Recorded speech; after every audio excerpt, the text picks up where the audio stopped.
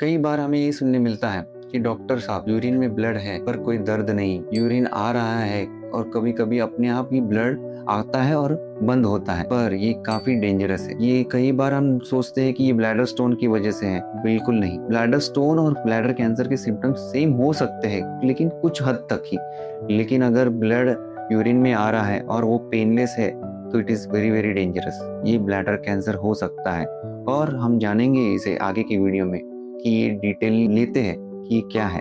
तो अब हम जानते हैं ब्लैडर का एनाटॉमी। यूरिनरी ब्लैडर ये क्या है? एक बैग है, बट एक मस्कुलर बैग है जिसमें यूरिन स्टोरेज होता है।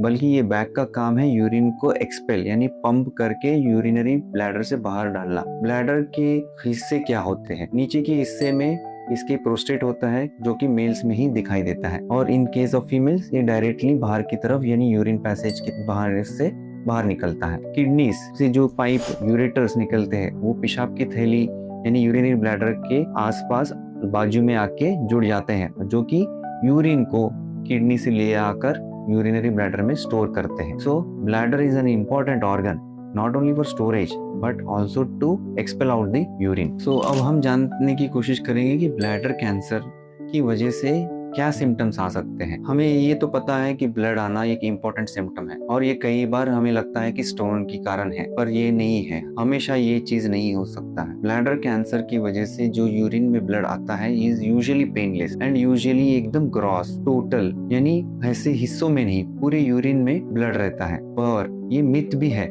लोगों का कि मुझे ब्लड आया, थोड़े दिन क्लियर हो गया, थोड़े दिन बाद वापस ब्लड आया तो शायद ये स्टोन का ब्लीडिंग है। नहीं, ब्लैडर कैंसर का ब्लीडिंग है।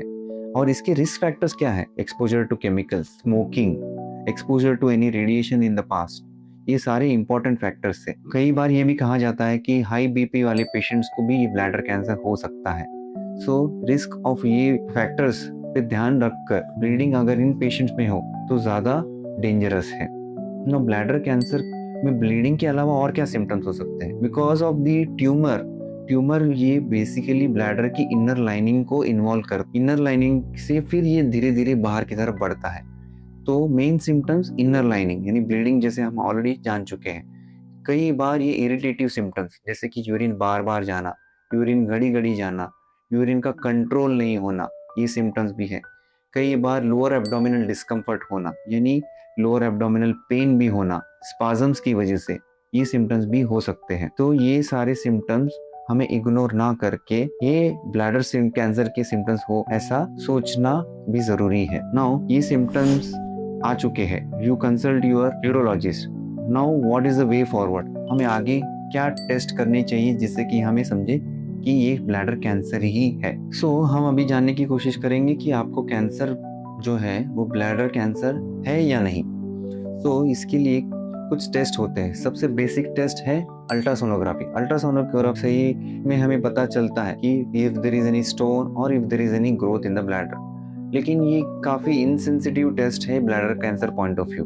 अल्ट्रासोनोग्राफी की बात कर रहे हैं। अगर हमें इसमें डाउट आए कि कैंसर हो सकता है but ultrasound is not able to pick up, then most important test is CT scan. Contrast enhance CT scan से हमें ये पता चलता है कि सही में ब्लैडर कैंसर है या नहीं। एंड इसके बाद हम सिस्टोस्कोपी यानी दूरबीन द्वारा पेशाब की थैली में कैमरा से देखना कि पेशाब की थैली कैसी है, और उसमें अगर ब्लैडर कैंसर हो या उसके लक्षण हो तो हम बायोप्सी लेकर उसे कंफर्म कर सकते हैं कि ये ब्लैडर कैंसर है या नहीं।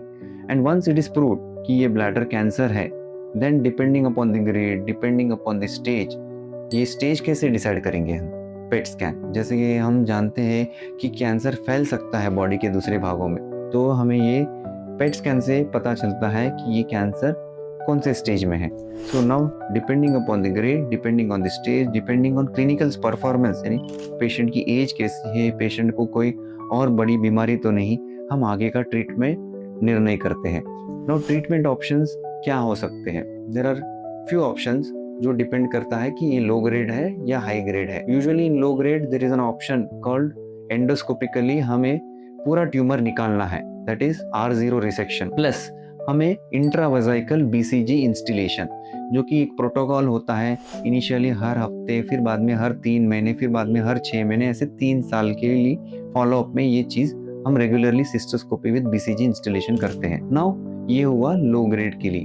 नाउ थोड़ा सा हाई ग्रेड में भी हम ये ट्रीटमेंट फॉलो कर सकते हैं, जिसे हम बोलते हैं T1G3 डिजीज। अगर ये डिजीज T2 है, यानी कैंसर जो इनर लाइनिंग से निकलकर आउटर लाइनिंग या आउटर लाइनिंग के बाहर फैल चुकी है, तो उसमें ऑप्शन है पेशाब की थैली को निकालना, दैट इज कॉल्ड रेडिकल सिस्टेक्टमी। वो ऑप्शन में जब थैली निकल जाए तो पेशाब की नलियां, दैट इज यूरेटर को हम जोड़ देते हैं अतड़ी यानी इंटेस्टाइन के साथ, दैट इज कॉल्ड आइलियल कंड्यूट। और आजकल कई बार ऐसा भी ऑप्शंस हम देखते हैं जहाँ पे फिजिबल हो, यूरेटर्स को हम डायरेक्टली रेक्टम में डाल दे, या फिर हम डाल दे एक नई नियो ब्लैडर, इंटेस्टाइन से ही हम एक ब्लैडर को बनाते हैं, उसे हम बोलते हैं नियो ब्लैडर। सो ये सारे ऑप्शंस है। सर्जरी, कई पेशेंट्स को सर्जरी भी फिजिबल नहीं हो, कैंसर काफी फैल चुका है, तो option only left is chemotherapy. Chemotherapy कई बार हम ऑपरेशन के बाद भी देते हैं ताकि कोई रेसिडुअल डिजीज हो या माइक्रोस्कोपिक डिजीज हो उसे ट्रीट करने के लिए। So in general we have discuss की कैंसर और कैंसर का ट्रीटमेंट और कैंसर के ट्रीटमेंट प्रोटोकॉल्स क्या है। हम आगे अभी जानते हैं कि कैंसर को प्रिवेंट कैसे किया जाए। Cancer prevention is also an important factor because cancer ये प्रिवेंटेबल है। ये preventable factor most important is smoking और एक्सपोजर टू केमिकल्स। कई लोगों का ऑक्यूपेशन, कई लोगों का एक्सपोजर ही केमिकल्स को रहता है, ये ऑक्यूपेशनल हजार्ड भी माना जा सकता है, जिसकी वजह से ये कैंसर होता है।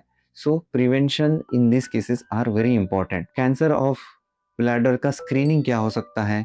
हम यूरिन साइटोलॉजी कर सकते हैं, यानी यूरिन के सेल्स में अगर कोई कैंसर सेल है ये डिटेक्ट करने के लिए। सो इन जनरल अगर हम अर्ली डिटेक्शन करें तो कैंसर को अर्ली डिटेक्शन में ही पकड़ ले तो treatment is easier, faster and complete. चलो हम देखते हैं कि ब्लैडर कैंसर की वजह से क्या क्या मिथ्स हो सकते हैं। ये गलत मिथ है कि बिना पेन के आए तो सीरियस हो सकता है। कई बार ये देखा गया है कि थोड़ा ब्लड और पेनलेस ब्लड भी काफी सीरियस हो सकता है। ऐसा जरूरी नहीं है कि अल्ट्रासाउंड नॉर्मल है तो कैंसर नहीं, और अल्ट्रासाउंड नॉर्मल नहीं है तो ये कैंसर ही है। एग्जैक्ट डायग्नोसिस के लिए हमें आगे जाकर सिस्टोस्कोपी से ही पता चलता है। तो कंक्लूजन ये है कि हमें छोटे छोटे सिम्टम्स को भी नज़रअंदाज नहीं करना चाहिए। ब्लड इन यूरिन ये एक स्मॉल साइन है पर एक डेंजरस साइन हो सकता है, सो इसे इग्नोर ना करें। Early symptom is early treatment is equal to complete removal of the cancer from the body.